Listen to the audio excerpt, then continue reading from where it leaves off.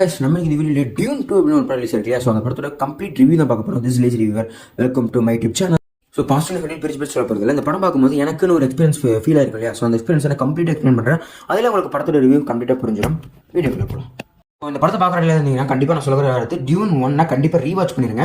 பார்க்காதவங்க இருந்தால் பார்த்துக்கோங்க. பார்த்து வேணா தான் எப்போ பார்த்துட்டு இல்லை இப்போதுக்கு திரும்ப ரீவாச் பண்ணணும், டேரக்டாக படத்தை பார்த்துக்கன்னு சொல்லிட்டு போகாதீங்க. கண்டிப்பாக ஒன்ஸ் ரீவாச் பண்ணிட்டு போங்க. பிகாஸ் பார்ட் 1 எங்கே கரெக்டாக எண்டாக இருக்குமோ அங்கிருந்து தான் கம்மா போட்டு இந்த படத்தை ஸ்டார்ட் பண்ணுறாங்க. ஸோ பார்ட் 1 போட்டிங்கன்னா அங்கே கேள்வியாக வச்சிருந்த ஏகப்பட்ட சீக்வன்ஸ்க்கு இங்கே பதில் கண்டினியூட்டியாக வந்திருக்கும். ஸோ பார்ட் 1 கண்டிப்பாக பார்த்துட்டு போயிருங்க. அது உங்களுக்கு ரொம்பவே யூஸ்ஃபுல்லாக இருக்கும்.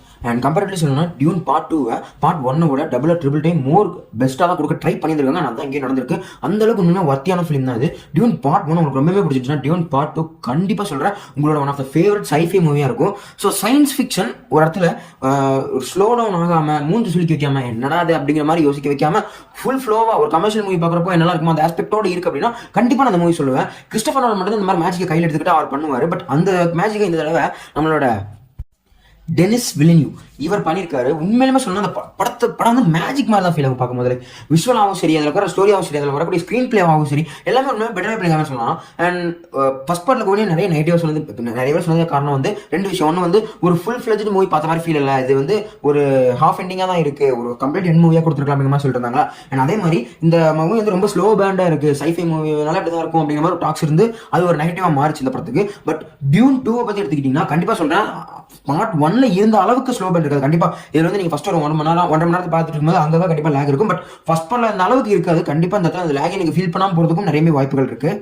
ஸோ எல்லா வகையிலுமே விஷுவல்ஸ்லையுமே சரி, குறைகள் இல்லாமல் பண்ணுறதுலையுமே சரி, ஸ்டோரியில், ஸ்க்ரீன் பிளேல, ஆக்டிங்கில், கேஸ்டிங்கில் எல்லாத்துலேயுமே, ஏன் ஈவன் ப்ரொடக்ஷன் டீம்லையுமே கூட பார்ட் 1 டபுள் மடங்கு அதிகமாக தான் பார்ட் 2க்கு எஃபர்ட் போட்டு வேலை பார்த்துருக்காங்க. அதுக்கு உண்மையிலுமே அதுக்கு வந்திருக்கக்கூடிய ஒரு ரிசல்ட்டுமே சூப்பராக கிடைச்சிருக்காங்க.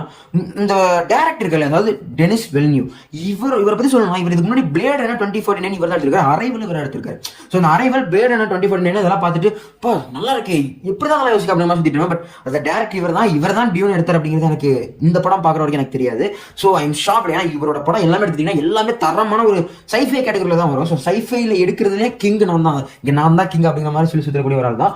உண்மையிலுமே செம்ம எடுத்துருக்காங்க. கிட்டத்தட்ட 190 மில்லியன் பட்ஜெட் இந்த படத்தை எடுத்திருக்காங்க. அது பார்த்தீங்கன்னா ஒவ்வொரு சீக்வன்ஸும் உங்களுக்கு தெரியும்.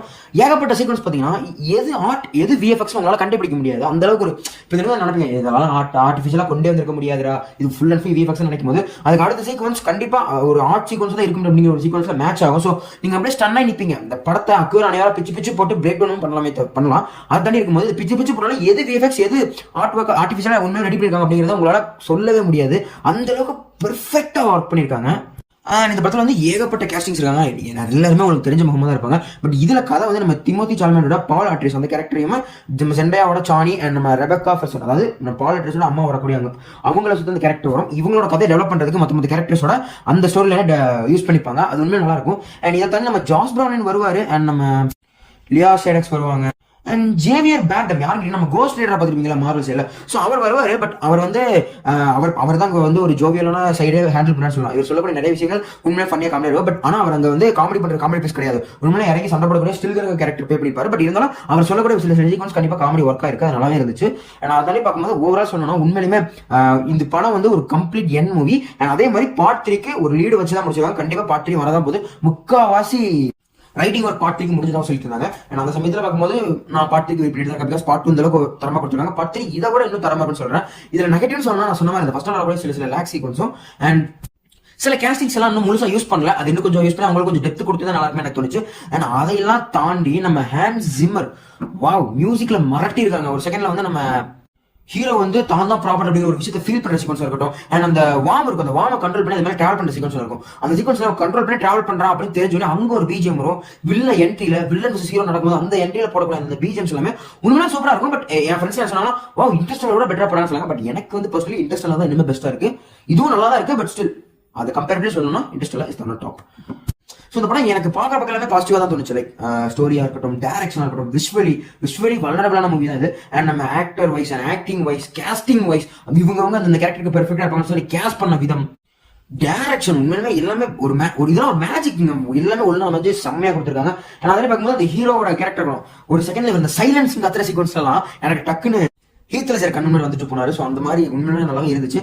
வான்கா மூவி பார்த்துருப்பீங்க நீங்க ரீசென்ட்லி வந்தது. ஸோ நீங்க திமோத்தி சாலோட முந்தைய மூவிஸ் பாருங்க, டியூனை தவிர்த்துட்டு முந்தைய மூவிஸ் எல்லாத்தையுமே எடுத்து பார்த்தீங்கன்னா கூட ஒரு சாஃப்ட் வெல் பர்சனா தான் நடிச்சிருப்பாரு. இந்த அளவுக்கு ஒரு ஹார்ட்வெல் கேரக்டர் இது வரைக்கும் நடிச்சதே இல்லை. இந்த படத்துல ஃபர்ஸ்ட் பண்ணிருக்காரு. அது உண்மையில எனக்கு ஒர்க் ஆயிருக்கு. It's pretty good. இப்ப பார்க்கும்போது எனக்கு இந்த டிமோத்தி சால்மெட்டை மார்வலுக்குள்ள அயன் லார்டா பார்த்தா நல்லா இருக்குன்னு தோணுது. உங்களோட தான் கமெண்ட் சொல்லிருப்பாங்க. அண்ட் ஓவரால் இந்த படத்தை பத்தி சொல்லணும் உண்மையாக சூப்பரா இருந்துச்சு. அண்ட் ஒருத்தர் பத்தி நான் பேச மாட்டேன், யாருன்னா ஆஸ்டின் பர்ட். அதாவது இந்த படத்தில் விளையாடக்கூடிய ஃபெய்த் ரவுத்தர். இவரோட கேரக்டரும் ஐ மீன் எப்படி சொல்றது, நல்லா தான் இருந்துச்சு. பட் அந்த வில்லனை பார்க்கும்போது ஒரு பயம் வரும் இல்லையா, அது எனக்கு கண்டிப்பா ஒரு பக்கம் மிஸ் ஆச்சு. இவர் வந்து அந்த சைக்கோட்டிக் வில்லனா நிறைய விஷயங்கள் பண்ணதான் செய்யறாரு. பட் இருந்தாலுமே கூட இவரை பார்க்கும்போது பெருசா அந்த பயமோ இல்லை என்ன பண்ணி போனோம் அப்படிங்கிற ஒரு விஷயம் வரல. ஸோ அது இன்னும் கொஞ்சம் பெட்டரா பண்ணிக்கலாம். எனக்கு வந்து அந்த மைனஸ் எடுத்து 3 விஷயம் தான். ஒன்று வந்து அங்கங்க லேக் கட் பண்ணிருக்கலாம், இருக்கக்கூடிய கேஸ்டிங் இன்னும் டெப்த் கொடுத்து நல்லா யூஸ் பண்ணியிருந்திருக்கலாம். அண்ட் இந்த வில்லனை இன்னும் கொஞ்சம் பெட்டரா பவர்ஃபுல்லா காட்டி இருந்திருக்கலாம். இவ்வளவுதான். என்ன கேட்டீங்கன்னா அந்த படத்தை நான் 10க்கு 9 கொடுப்பேன். அந்த அளவுக்கு எனக்கு 10க்கு 9 கொடுக்குற அளவுக்கு ஒரு ஒர்த்தி ஃபிலிம் தான் கண்டிப்பா. அந்த படத்தை மிஸ் பண்ணாம தேட்டர்ல போய் பாருங்க. சைஃபை பார்க்குறவங்க கண்டிப்பா அந்த படத்தை மிஸ் பண்ணிடவே போயிடாதீங்க. இது ஒரு தேட்டர் ஒர்த்தி ஃபிலிம். அவ்வளவுதான். இதே மாதிரி இன்னொரு Singhal review signing off Tata. Bye bye.